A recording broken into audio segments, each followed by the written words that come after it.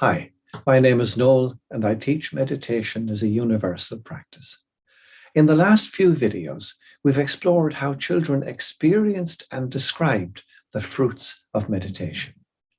In this video, we look at what the wisdom and religious traditions of the world have had to say about those fruits. So, here goes.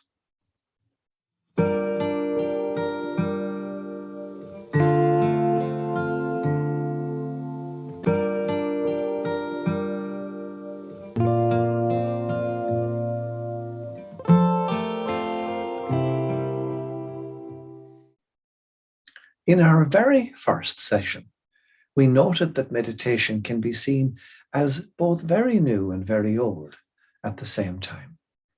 Very new because of the spread of meditation through mindfulness in the world today. But very old because meditation has for millennia been part of all the wisdom and religious traditions of the world. It seems that from long before recorded time, the Aboriginal people of Australia practiced a form of deep inner listening and waiting called Dadiri by the river people of the Northern Territory. The word Dadiri means inner, deep listening and quiet, still awareness and waiting. The earliest written records of meditation come from the Hindu traditions of Vedantism in ancient India and go back approximately 3,500 years to about 1500 BC. Their ancient scriptures, the Upanishads and the Bhagavad Gita, place the exercise of stillness and non-judgmental attention at the center of human growth and well-being. The first written records of Buddhist meditation go back to the 1st century before the Christian era, but the practice appears to date to at least several centuries before then. Buddhism developed in China as Zen, where it was influenced by Taoism. And Judaism has its own contemplative tradition, while the practice of meditation in the Christian tradition can be traced to the Desert Fathers and Mothers at the end of the 3rd century of the Christian era. Islam, too, has its own contemplative tradition called Sufism. We have seen how children were able to give rich metaphorical description to the fruits they experience in meditation. But for thousands of years, all of these wisdom traditions and religions of the world have spoken in their own way about these deeper fruits, each of them in their own unique way. Yet, even though they express the fruits of meditation in terms of their own tradition and culture, ultimately, they are all pointing towards the same truth. So let's take a look at what they have said over the centuries. All of these traditions agree that meditation gives rise to very deep fruits that benefit the individual and society as a whole. There are 4 broad areas of agreement across the main traditions. Firstly, they agree that meditation validates perceptual or experiential knowledge. That through meditation, we come to experience and appreciate something about the essence of who we are at the deepest level of our being, something that we cannot know simply intellectually. This way of knowing complements conceptual knowledge, intellectual knowledge, and is almost impossible to capture in words. Experiential knowledge enables the practitioner to perceive objectively the true nature of present moment reality. A consequence of this is that meditation promotes greater self-awareness and so transforms our sense of self-identity. It does so through our personal experience of perceptual knowledge, which many of the traditions might also name as spiritual knowledge, and which we have also called experiential knowledge.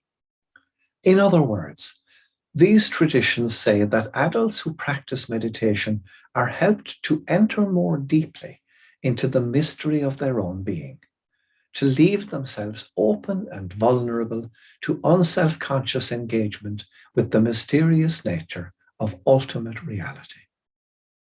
An important outcome is that meditation broadens and deepens human consciousness, thereby broadening our worldview from a somewhat tribal perspective to a more global one, which recognizes how deeply interconnected we all are.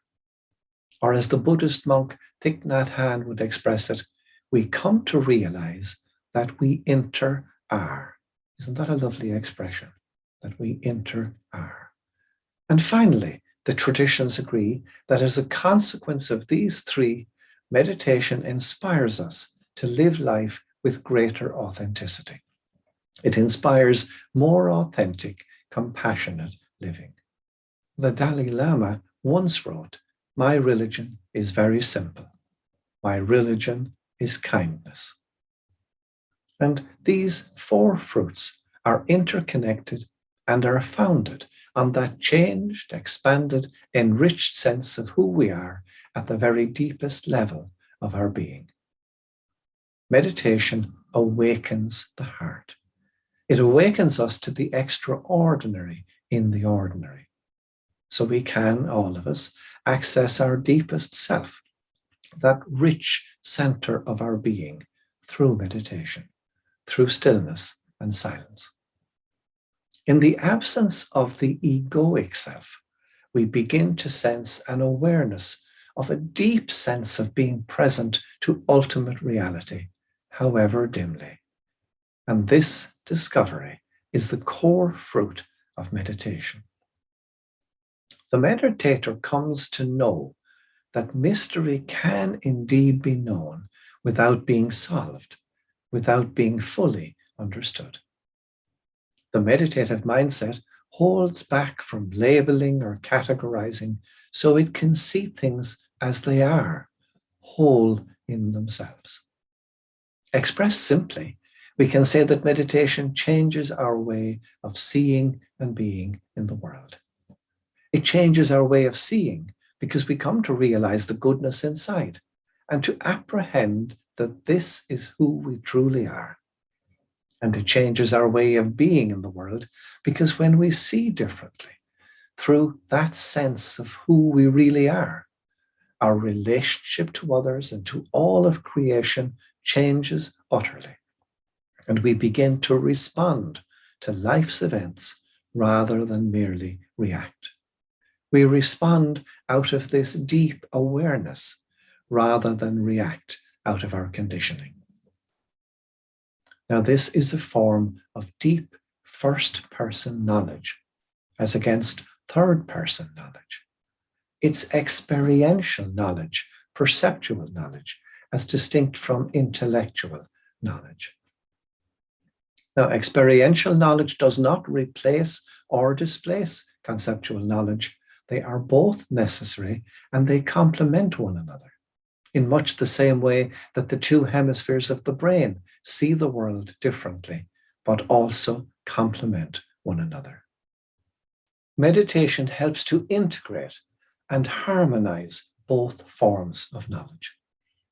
And now, to experience this truth for yourself, I invite you to sit in the stillness and silence of meditation for 12, or perhaps now move on to 15 minutes, and to try to set aside 15 minutes each day for meditation.